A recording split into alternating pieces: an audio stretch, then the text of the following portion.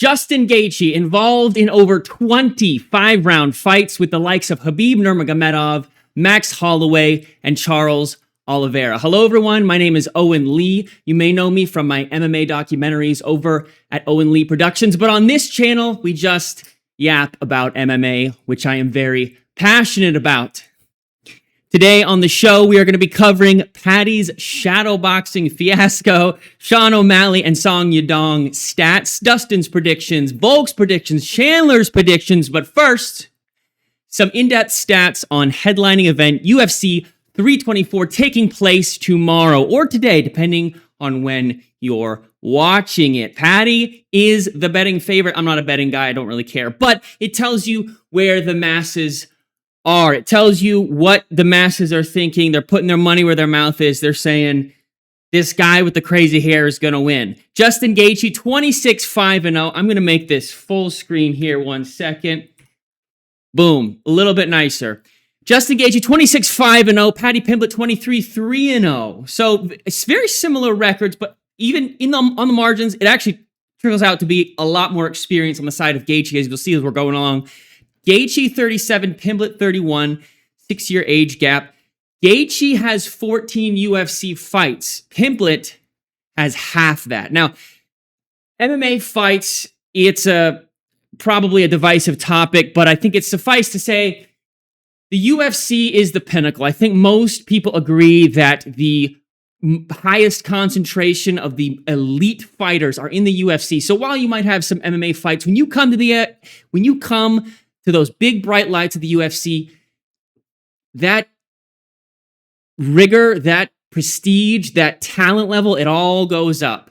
The pressure gets a little harder, and you'll see people coming over, with great records from the PFL, Bellator, whatever have you.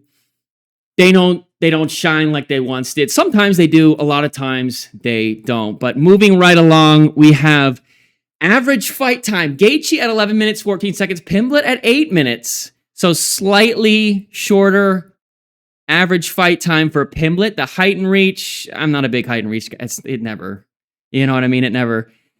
Gaethje has landed 6.59 strikes per minute to Pimblett's 5.1. So Gaethje's at 27% more strikes. Now, pardon me, this is a new camera, so I'm going to make sure that we're recording and I don't take this stuff out. This is all one take.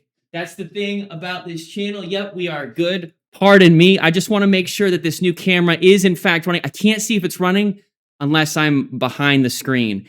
Strikes absorbed per minute. Interesting stat. Gaethje at 7 strikes per minute absorbed, where Pimblett is at 3.14. So Pimblett is absorbing a lot less. Now he has the shorter fight time, so that kind of makes sense.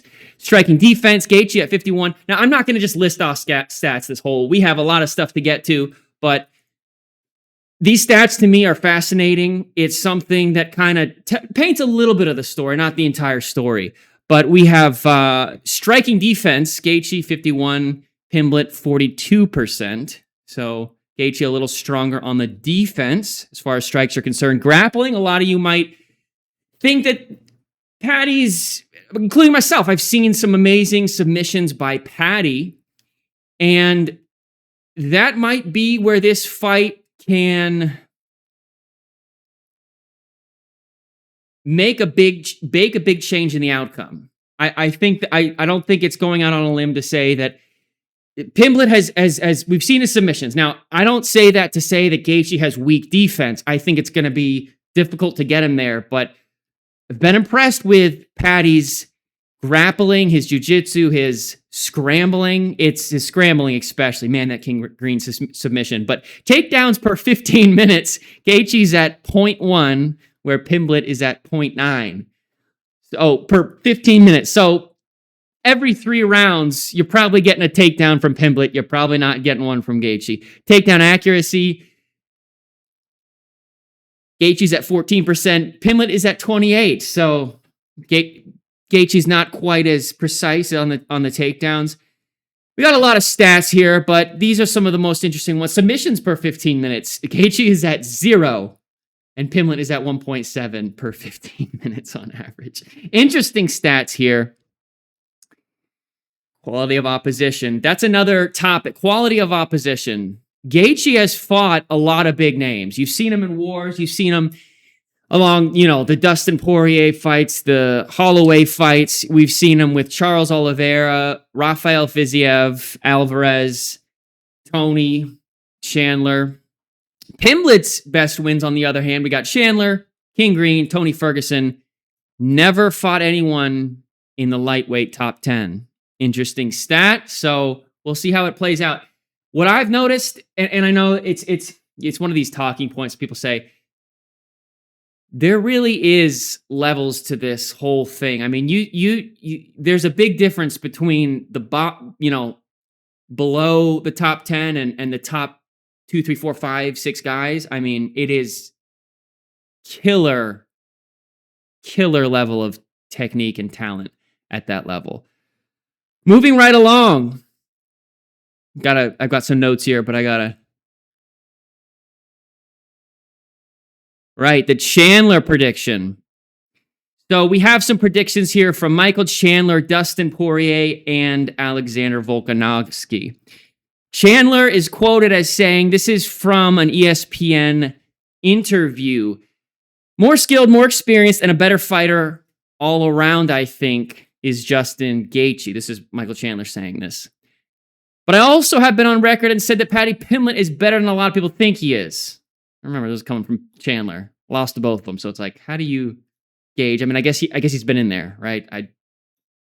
Who are you to speak on him? But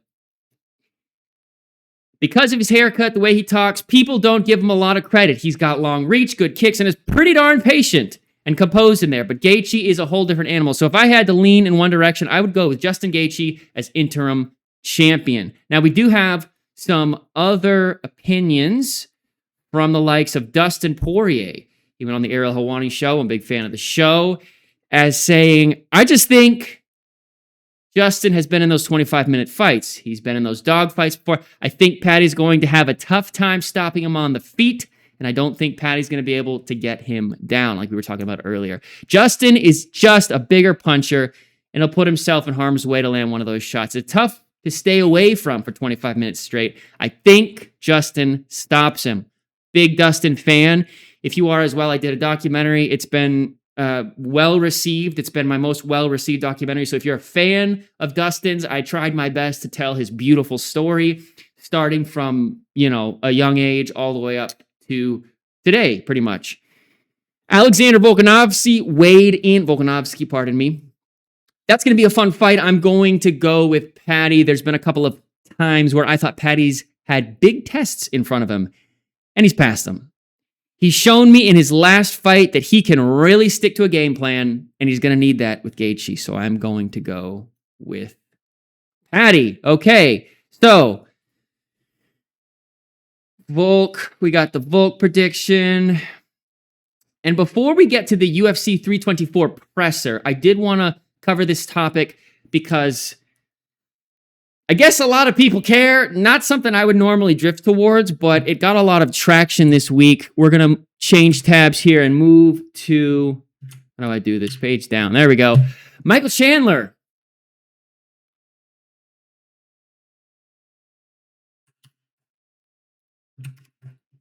There we go. We were on the right page.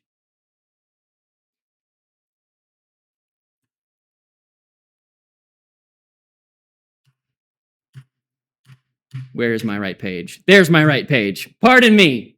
Not Michael Chandler. I was reading my note here. I don't know why I had his name just written there. He's a hard worker, though. Okay, so before we got to the presser, I wanted to talk about a lot of people making a big deal of Paddy's shadowboxing videos. Okay? I didn't see anything myself, but I'll let you take a look. So here he is. Let's see if we can get this in like a full screen here. So has Helen Yee with Yahoo, or not in Yahoo Sports, but reporting on the shadow boxing here. I don't know why she's in there with a phone. Normally they don't let him in there, but a lot of these guys are in their head. Okay, they're playing. They're thinking something. They might not be throwing with full force. They're planning something. They're visual. You can see it in his eyes. He's visualizing something happening. So for me, it's like, is this like the most amazing show off I've ever seen. Not really, but this guy is visualizing something. Now, I don't, that manifestation bullcrap, that's not what I'm talking about. I'm talking about visualization, not manifesting, visualizing and anticipating what is going to happen. You're going to be a lot stronger and a lot faster at responding to certain issues or problems if you anticipate that they are going to happen and if you prepare a response for them. So that's what I see. Is I see him going through some kind of routine. That's just my 2 cents. I trained a time. I'm not. Who am I? But to me, you go through the choreography in your head. Okay, if he throws this kick, I'm gonna 1-2 or whatever it is. He's throwing this. He just threw a straight into an uppercut. He's clearly going through something. But people railed him for it. I don't know. You be the judge of that. Moving along to the UFC 324 presser.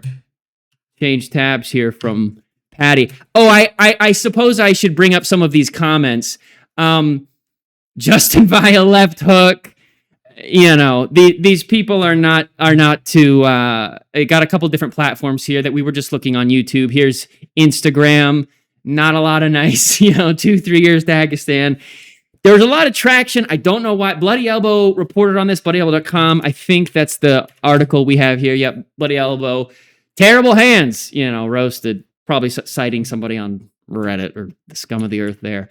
But moving right along to the UFC 324 press conference. If you did not get the chance, try and save people time with the show. That's kind of my goal. And I do yap a lot, so it's like a contradiction. It's a dichotomy. But if you get the chance, this is worth your time. At least the first, 5 minutes of this promo reel. I mean, this gave me chills. It played a song that wasn't really, at the time, my favorite in the world. But, I mean, it was around as I was growing up. And it made me, they did it right. Paramount, this promo was phenomenal. And this is actually some of the promo. But the official promo, down, I remember these. Yeah, here it is. This promo was phenomenal. You get a chance, it's on YouTube, it's free, it's not going to cost you anything. I guess you got to watch an ad or whatever, turn on ad blocker, get premium, whatever. But it gets you going. It really does. They did it right. I got to say, first impression of the new Paramount era season contract next 7 years, it's been good. It's been positive. I'm not even a Patty guy. I'm not even like a diehard. I've known him for years kind of fan. I've heard of him, and it should be an exciting fight. Hopefully, it's an exciting fight. But this promo, they did everything right. I mean, they went all the way. So very pleased with that. During that conference, if the first few minutes of the actual conference of the fighters talking, chatting, answering questions, not the most entertaining, but you move along and you get a couple, jabs from Patty. And of course, he's a little riffraff, not riffraff, but a little tension, not real tension, but, going back and forth between Patty and Gaethje. I wrote some notes here. Basically, Patty said, F Arman, Saryukian, of course. He also commented on Dustin Poirier. Big fan of Dustin. He said he looked like blank against Max. Now, Gaethje, I do appreciate this, kind of stood up for Dustin and said, you'd look bad against Max too. So, kind of appreciate hey, don't be talking about but Dustin. My man Dustin went to war. We loved him. We miss him. I hope he's doing well. I don't know what he's getting into. I know he's getting into the roids. He said, man, the moment I'm done with this UFC contract, I'm getting on the roids. So I don't know. I hope he's happy. We saw some videos come out. Looking a little tipsy on the plane. Maybe enjoying life, some might say. I hope he's strong, because a lot of these, fighters, you see them, they're on top of the world, and then they get out and they're done and they retire, and then a lot of them don't know what to do with themselves. And I want the best for Dustin and these guys who they go to war for us, for our entertainment. So you want the best for them. Moving along to Fighter Pay, Dana on the Pat McAfee show. Whatever. McDonald, whatever his name is. I don't watch football. I've heard of the guy's name. But he went on the show, and a question about fighter pay came up because Gaethje prior media day, a few days ago, Wednesday, Thursday, mentioned, hey, my pay didn't go up. Okay, everybody's talking, Daniel, see, there's some clips. I wish I'd pull them up, but you could find clips of Daniel Cormier and Justin Gaethje, who they golf together. You can find them going at it a little bit, like kind of friendly banter. Daniel Cormier was saying all this new money, everyone's going to get paid more with this new Paramount deal. Justin's going, no, what are you talking about? I didn't get paid anymore. Justin said on media day, I didn't get paid any more with this new deal. Not a dollar. And Dana went on the show and was questioned about just in general the fighter pay.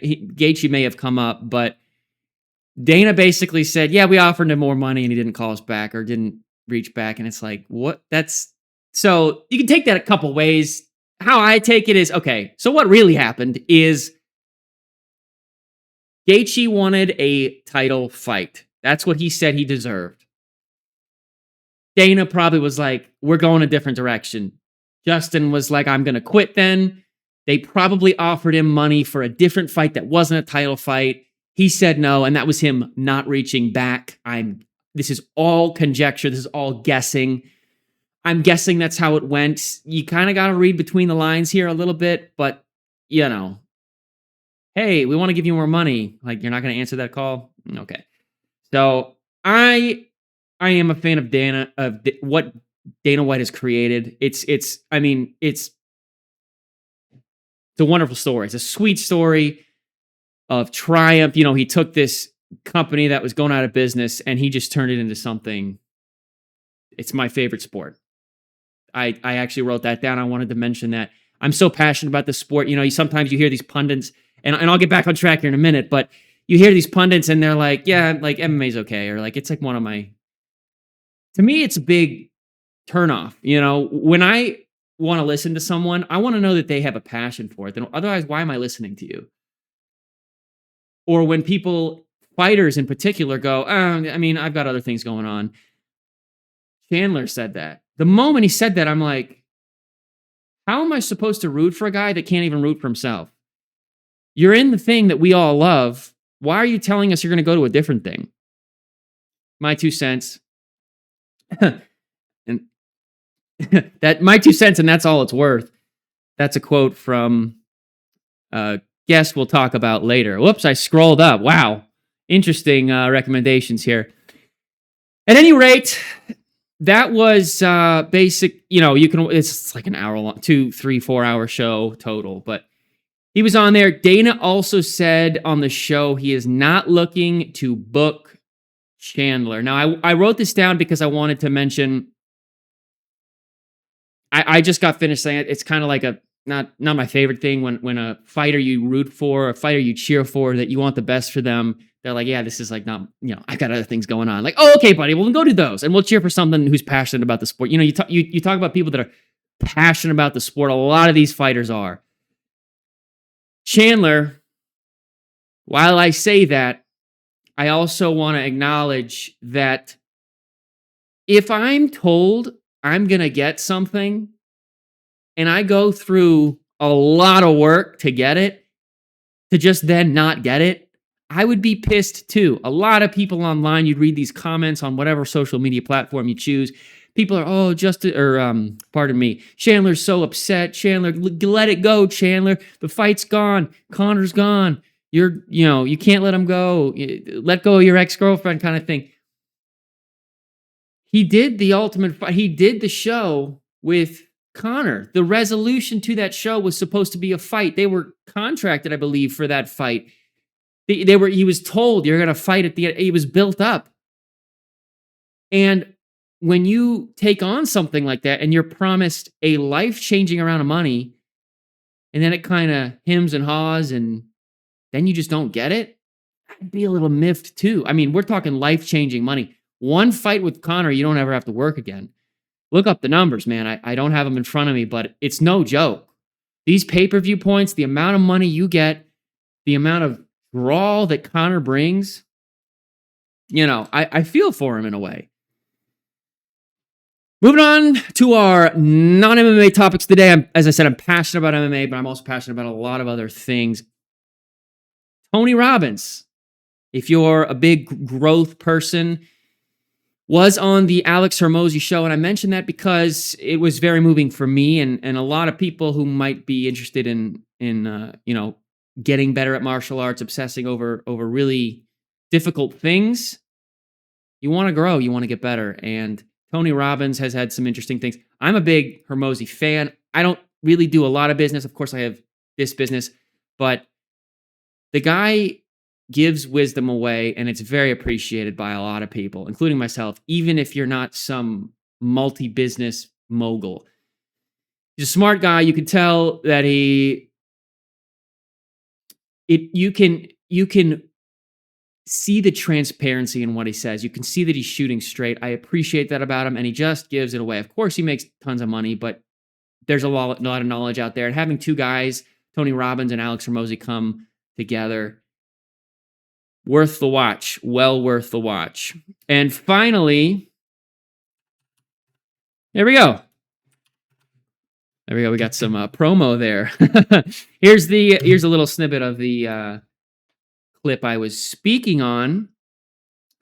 MMA is the best sport in the world, as I was talking about earlier. And if you're as much of a fan as I am, I do my absolute best to tell these stories. If you like people like Dustin Poirier, Alex Pereira, Merab Dvalishvili, I have done my best to tell their stories in as best I can. One day, I'm going to get a bunch of cameras, and Lord willing, I'm going to fly to these places like South Africa. I'm going to interview Drickus, and I want to do it in a way where it's like I sit down and I talk to him. I talk to his coach. I talk to that guy that bullied, whoever it is. I talk to the mentor he had that changed his life. I want to meet these people and talk with them instead of interviewing them, if that makes sense. I think to some people that will make sense. When you have an interview, you got a list of questions, the cameras are on, the lights are on, all this. You got to stay on script. No. I love meeting people, and that's something I'd love to do with these documentaries in the future. But as it is now, I think that some of them stronger than others, as the community has let me know. But I have a passion for it. I ain't gonna stop. We're gonna, Lord willing, gonna get bigger and better. And finally, I hope you know Jesus, and I hope you love him. That's very important to me personally. We'll see you next time.